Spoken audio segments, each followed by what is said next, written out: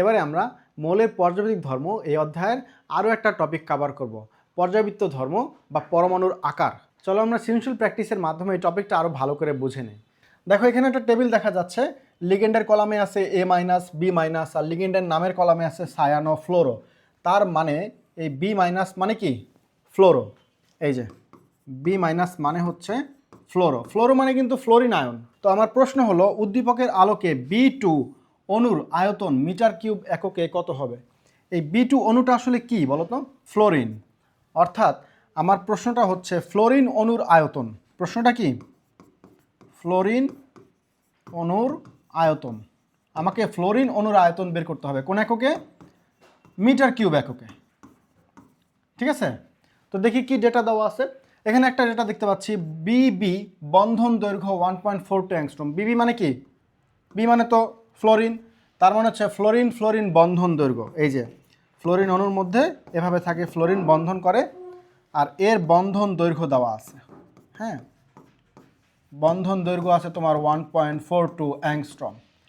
মনে রাখবা, বন্ধন দৈর্ঘ্যকে যদি 2 দিয়ে ভাগ করি তাহলে পরমাণুর ব্যাসার্ধ পাওয়া যায়। অর্থাৎ পরমাণুর ব্যাসার্ধ হবে, পরমাণুর ব্যাসার্ধ আর ইকুয়ালস টু, এই যে বন্ধন দৈর্ঘ্য 1.42, এটাকে আমরা 2 দিয়ে ভাগ করব। 1.42কে 2 দিয়ে ভাগ করলে কত আসে দেখি? 0.71, 0.71 অ্যাংস্ট্রম। কিন্তু এটাকে অ্যাংস্ট্রম এককে রাখলে চলবে না, কারণ আমার আয়তন বের করতে বলছে মিটার কিউব এককে, তার মানে এসআই এককে। তো অ্যাংস্ট্রম থেকে চলো মিটারে কনভার্ট করে ফেলি। 0.71 আমরা জানি অ্যাংস্ট্রম মানে হচ্ছে 10^10 মিটার। ওকে, তাহলে আমার পরমাণুর ব্যাসার্ধ চলে আসলো 0.71 ইন্টু 10^10 মিটার। এখন এই পরমাণুটাকে আমাকে কিছুটা গোলক চিন্তা করতে হবে, আর গোলকের আয়তন কত? 4/3 πr³। চলো আমরা গোলকের আয়তন বের করে ফেলি। তাহলে আমরা এই পরমাণুটার আয়তন বের করব। ওকে, আয়তন V = 4/3 πr³। ওকে, 4/3 পাই এর মান হচ্ছে তোমার 3.14, আর আমার ব্যাসার্ধ ছিল 0.71 ইন্টু 10^10। ওকে, কিউব। এটা ক্যালকুলেট করো, আমরা একটু ক্যালকুলেট করে দেখি কত আসে। 4/3 ইন্টু 3.14 ইন্টু তারপর কত? 0.71 ইন্টু 10⁻⁻10 পাওয়ার হচ্ছে কিউব। কত আসে?